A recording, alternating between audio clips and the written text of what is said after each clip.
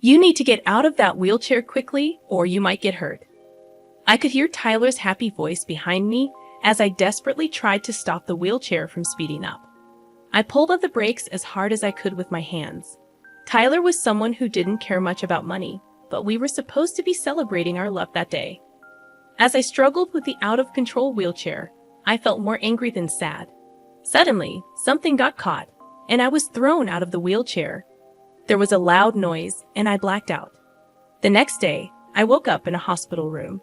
Tyler was crying on the next bed. After a while, he noticed me and started talking, trying to sound comforting. "Are you okay, Amy?" "I'm glad," he said, with a forced smile. Then he started talking about how he got hit by a car and lost his leg. He became more emotional and showed me his amputated leg under the blanket. "Hey, you're going to help me, right? We're married, aren't we?" he said, expecting me to agree. But I refused. Tyler was shocked. "Who's going to help me then?" he asked. I decided to share my thoughts. I told him about myself, that I'm Amy Moore, a 45-year-old illustrator who used to love being active. I even competed in national swimming competitions when I was younger. But about 2 years ago, I got a disease that made my left leg weak. Now, I can't walk without a wheelchair. I explained how Tyler and I met at a group date and fell in love. We got married after dating for 3 years. We were happy until I became disabled. That's when Tyler's attitude changed. He started demanding money from my family to make our home accessible and to hire a helper. When I told him I planned to use my savings for that, he got upset, worrying that it would affect his inheritance. Tyler tried to apologize and backtrack, saying he thought we would need a lot of money from now on, but I saw through his excuses. I didn't trust Tyler's excuses. He seemed obsessed with keeping our money intact. Despite my doubts, I tried to convince myself that it was just his usual stinginess. Tyler kept bringing up inheritance and insurance. His excuses turned into suggestions like upgrading our insurance policy. I couldn't understand why he was so fixated on money. In the end, despite Tyler's protests, I decided to use my savings and bonus to make our home wheelchair accessible. I also hired a housekeeping service 3 times a week to help with chores. The woman in charge was kind, and I enjoyed chatting with her during breaks. But Tyler seemed to dislike her. He nitpicked everything she did, from folding laundry to washing dishes. His complaints annoyed me, and one day, I exploded in anger. Tyler's response shocked me. He said he'd deduct the amount we paid the housekeeper from our living expenses. That meant I'd have to cover the extra cost, as Tyler planned to keep that money for himself. I was stunned. Our living expenses were already tight, and tripling my contribution wasn't feasible. Tyler didn't seem to care. He thought since I was earning, I should foot the bill. But my income wasn't enough to cover such a huge increase in expenses. However, Tyler didn't show any signs of backing down. He agreed, but asked me to make sure to save that extra $1,000 properly.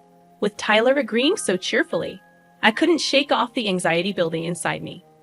And unfortunately, my worries soon came true. Tyler stopped griping about the housekeeping agency, but in turn he stopped helping with any chores around the house. I tried to remind him that we still needed to pitch in with daily chores, even though we hired help. But Tyler brushed it off, saying that since we were paying for it, they should do everything. He started spending more time away from home, barely talking to me when we did cross paths, wearing a disgusted expression on his face. Thoughts of divorce crept into my mind.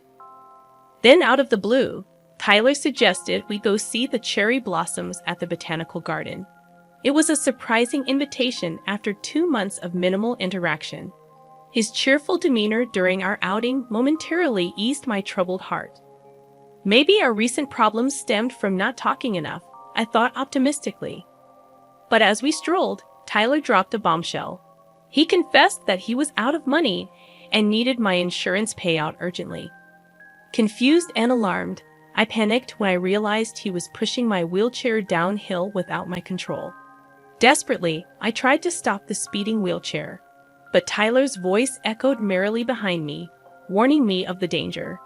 Despite my efforts to hit the brakes, the wheelchair hit an obstacle, throwing me off, and I lost consciousness.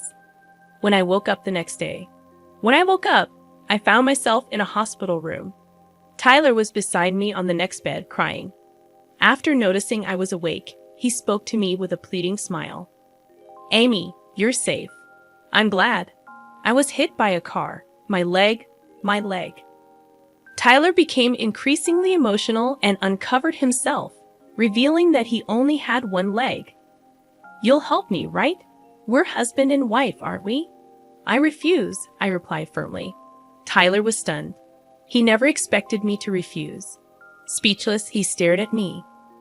Why would I help someone who pushed me down a hill just to get insurance money?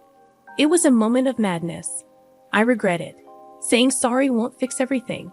If you were supposed to save $1,000 a month for me, what happened to that? I am doing that, Tyler stammered. Oh, really? Then you can pay for this hospital stay with that money. Tyler panicked because his bank account was almost empty. I knew this because I managed our finances and kept track of our bank accounts. I discovered that instead of saving money, Tyler was sending it to another woman. I hired a detective and found out Tyler had cheated on me and had a child with his affair partner. The money was going to his affair partner as child support for his kid, 4 years old. Cute age, huh? Have you been visiting her? How long have you known? A month now, I revealed. Tyler was shocked. Then I dropped another bomb on him. Really? I was shocked because you're paying child support for someone else's child. Tyler looked confused because he believed the child was his own. I couldn't help but laugh. What the hell are you talking about? That kid is truly mine, Tyler said angrily. Hearing this, I burst out laughing even more. Tyler looked at me as if I was something creepy. So, I decided to reveal the truth to him. You see, you can't even have children, I said, laughing at his bewildered expression. Since we met, you really thought I was the reason we couldn't have kids. Well, I was considerate and didn't tell you, but your father knows. It's a lie, Tyler said, his face drained of color. In reality, we had been trying infertility treatments for about 3 years since we got married. Tyler reluctantly took the test, and it turned out the issue was with him. But after discussing with my father-in-law, we decided not to tell Tyler. My father-in-law believed Tyler, who was emotionally fragile, wouldn't handle the news well. After explaining all this, Tyler suddenly called someone on his phone. Hey, you had an affair, didn't you? The kid isn't mine, is it? Tyler yelled into the phone. I realized he was talking to his affair partner. They argued back and forth, but it seemed Tyler was getting nowhere. At that moment, I couldn't help but laugh when I heard Tyler accuse her of having an affair too. Ignoring Tyler's heated conversation, I brought the discussion back to us. Remember signing the papers when we decided to save that $1,000 you spent? I asked. Tyler seemed dismissive, but I sighed, knowing he probably planned to backtrack anyway. I showed him a photo on my phone. It's written here that in the event of misuse, divorce, and the entire amount spent up to the discovered month will be paid to the wife, Amy. It's properly checked. And there's a signature too, right? It's even notarized.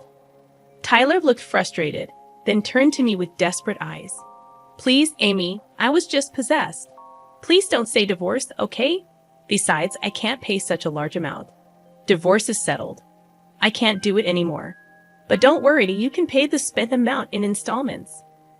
Seeing him like that, with a face like he was the victim, I couldn't help but feel a mix of emotions. I sighed and called out to the figure hiding at the entrance of the hospital room. Please come in, Dad. As his father-in-law entered, Tyler shouted. But his father-in-law's face was red with anger. This is the end of our relationship. What are you talking about? Tyler asked, confused. His father-in-law came over to me, apologizing. I'm truly sorry. I won't ask for forgiveness, and it's fine if you don't. Please file a complaint. I'm just glad Amy is safe. Thank you. I could see tears streaming down his face, and I glared at Tyler, knowing he was the reason for making my beloved father-in-law feel this way. Don't you feel anything seeing this? It's your fault. Always spending money, earning more than me, and your rich family is stingy. I don't know why I married you. So you were after the money too? I said, feeling like all our beautiful memories had been tainted. My voice was the lowest it had ever been. Tyler looked surprised, and I forced a smile. Marrying for money, and then having to pay it back in the end. Huh, shut up. I'm not paying. Too bad. Payment is a done deal, my father-in-law said sternly to Tyler, who went pale and started shaking. Just then, a middle-aged doctor in a white coat entered, interrupting the tense atmosphere. He handed me a document. Is there a reason you're not receiving treatment for your leg? He asked. Confused, I looked at Tyler, who avoided my gaze. If you have surgery on your leg, you'll be able to move again. Didn't you hear that when you were diagnosed before? The doctor continued.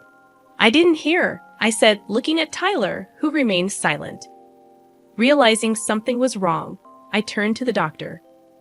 Could you please tell me the diagnosis directly? I didn't hear it at the time. The doctor explained that my illness was temporary paralysis caused by a herniated disc, and with rehabilitation, I would be able to walk again. Tears welled up in my eyes. I had trusted Tyler's lies about my condition, but now I knew the truth. There's not a shred of affection left. Tyler, what's going on? Say something. My father-in-law yelled, but Tyler just cried, overwhelmed by everything. And in that moment, I realized that if I were free from Tyler, I could truly roam the world again. I'm always left behind. If she's in a wheelchair, she will always stay home and won't have more fun than me, right? So what? Your selfish jealousy has forced me to live in a wheelchair for 2 years, knowing I could have surgery to eliminate the pain and paralysis. And you kept silent. That's the worst. At my words, Tyler hangs his head in exhaustion. I look at him with cold eyes, and both the doctor and my father-in-law seem angry at Tyler for selfishly denying me my chance for treatment. So, Amy, may I explain the surgery to you tomorrow? The doctor asks. Yes, please do, I say, instantly brightening up. The doctor smiles back warmly, giving me hope for a bright future ahead. I will instruct the nurse to separate the rooms, the doctor says.